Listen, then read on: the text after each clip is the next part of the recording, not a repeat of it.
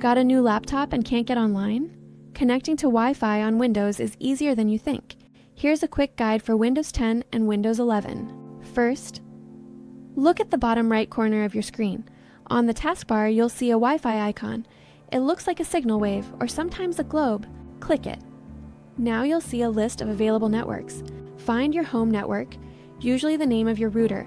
Click Connect. Now enter your Wi-Fi password. Check the box that says Connect automatically, so your computer remembers it. Then hit Next. If it works, the Wi-Fi icon will change to a solid signal. Open your browser and test by going to a website. If it doesn't work, here are a few quick fixes. Turn airplane mode on and off. Restart your router, or forget the network and try reconnecting. And always double check the password. Wi-Fi passwords are case sensitive, and that's it. You're online.